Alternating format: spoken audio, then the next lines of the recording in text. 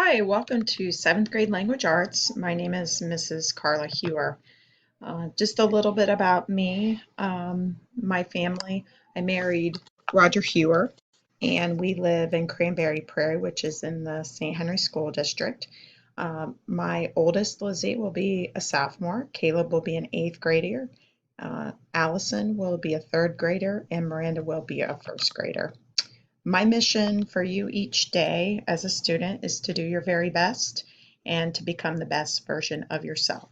You'll see this line up in front of my classroom or a similar version of this line, and basically what it's supposed to represent is that we all need to make decisions each day, and as we continue to make better decisions, we become a better version of ourselves, and we go more towards the good, the white.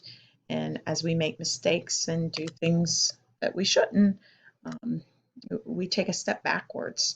And, despite our mistakes, we try to improve each day, and that's my mission for you is to improve each day. Students will ask what exactly is language arts, or how will language arts look this year. There's three main parts of language arts. In my opinion, it's the reading, the writing, the speaking, and listening. As far as the writing, you'll see on my next screen the different types of writings we do. A common question is, do we have grammar tests? Do we do grammar units? Do we do a lot of grammar? Do we do a lot of worksheets? And in my class, no. The grammar for my class is taught within each writing, and I focus on specific skills with each writing. We don't do DOL or daily oral language. I feel that, and research has shown that grammar has to be taught in context, and the context it's taught is the writing that we're going to do. As far as reading, we will read certain class books, which I'll show in a minute. We will continue to do AR. And as far as vocabulary, we don't do vocabulary tests either. Vocabulary is taught through exposure in this class and by reading um, the correct level of books and more difficult texts. Your vocabulary increases as you continue to expose yourself to more difficult vocabulary. Speaking and listening is a critical part of language arts as well as life in general, and we will do both an informal and a formal speech and group work, discussion groups for reading as well. If you want to pause the screen right now and read through the different types of writing we'll do this year, this is a summary of those writings and also the two types of speaking we will do. We will do this one at the beginning of the year, and we will do the other one at the end. These are the books that we're going to read this year. Many of them are Newbery Award winners, which means Best Book of the Year. And we will probably start with our Civil War unit, which is where the students will get to pick which book they would like to read. The other two we will be doing as a whole class later on this year. AR is an important part of this class as well. Students have done these 4 types of goals in the past, and if you want to stop your video and read why we set those goals and why goals are so important, you can read through this infographic. The 4th goal is something new this year, I believe, and that's something that you personally want to accomplish. AR, many parents will ask me, how many minutes should I require, or how many minutes is important for my child to read a night? And AR and the research they've done really says that 15 minutes is absolutely critical. If they can read 35 minutes, you're gaining the most as far as NCE or amount of growth in reading per year. You gain the most at that amount, but at least 15 minutes. I don't do independent reading in my class, and so it is very important that they do that at home. In Progress Book, one of the things that you will see a grade for is reading log, and that basically means that students are expected each week to read 50 pages, and that's what they'll record on the sheet is what page they are on. If they have not read 50 pages that week, then the grade will be lower, and it's a 5-point grade each week. And so if they read at least 50 pages a week, you'll see that by the end of the 9 weeks, 5 times 9 is 45 points. They could have 45 out of 45, which is a very easy grade just for doing the reading they need to do. But it is something that you want to monitor and look at as a parent to make sure they are reading enough at home. Um, as far as the strategies and the things that I do the most in my classroom, one of the things that I often make the kids do is reflect. And basically, reflection means that students, after they've gotten a grade, will explain why they got that grade or what they're going to do differently to improve. And you can see right here in this infographic that that is one of the most effective strategies in improving um, uh, an improvement. And it doesn't cost a lot either.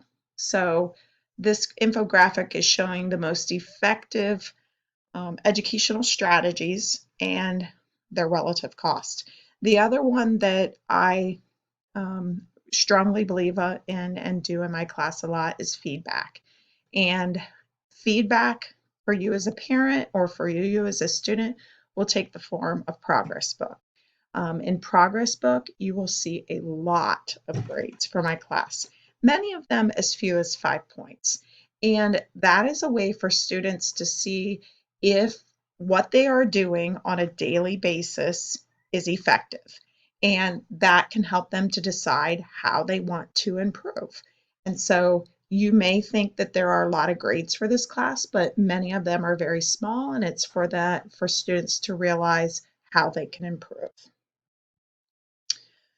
As a parent, I have a Progress Book account for my own children. This is just a fake Progress Book account screen, but there were a few things I wanted to point out so that both students and parents can realize what's important to look at in Progress Book. Um, an M means missing. That's really important that students get those assignments in as soon as possible, because if there is an M next to an assignment, the student is currently getting a 0 on that assignment until it is turned in. And E means exempt.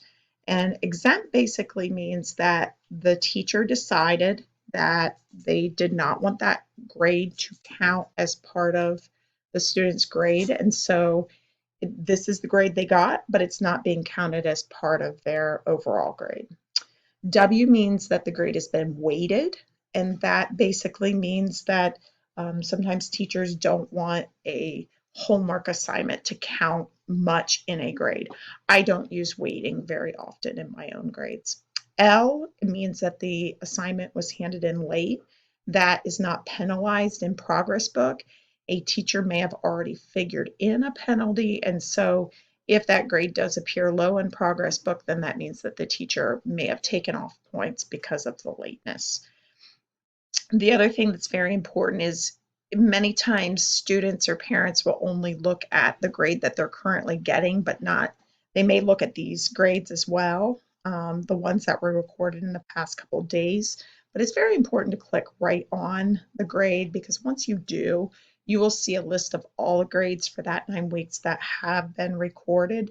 And what many junior high teachers will do is put comments in at times. And so if you want to know why a particular assignment was scored low, sometimes the teacher will write in why that grade was so low or why that student did so well. The last thing that as a parent I really like is the alerts. You can set up email alerts so that you can know if missing assignments or if low assignments have been attained. And so that's what, when you click on alerts, you can set the missing assignments or the low assignments mark, and you can tell how low you want it to go, like maybe just Fs or Ds and Fs. And you can set that per class as well. You can also set more than one email address.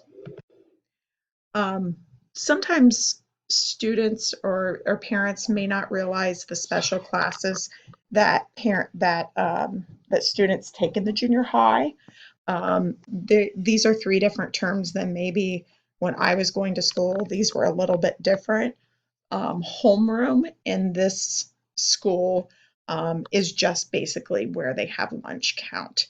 But during that time after they've been dismissed off the bus or get off the bus, they go to their locker. They can take care of errands right away in the morning, like turning in lunch money. Maybe they forgot to fill up their water bottle. They can go get a library book. All of those things can take place during homeroom. This is also a great time to talk to a teacher. If a student did not finish assignment that day, or if they're going to leave later on that day, this is a great time to go to that teacher and talk to them about what they're going to miss. Intervention is a class that if a student is taking band, then they do not take intervention.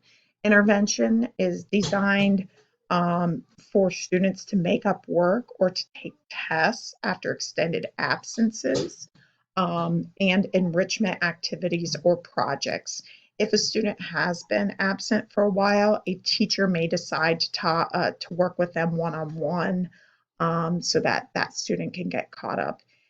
If you are a part of band, at times we may ask you to join our intervention class, or we'll try to take care of those things during Flyer Pride. Flyer Pride is at the end of the day, and that's about 25 minutes, and that is a time specifically for doing homework. So in our day, maybe it was called study hall. Parents um, remember having study hall. It does, because they're in a small group and with their last teacher of the day, their block 4 teacher.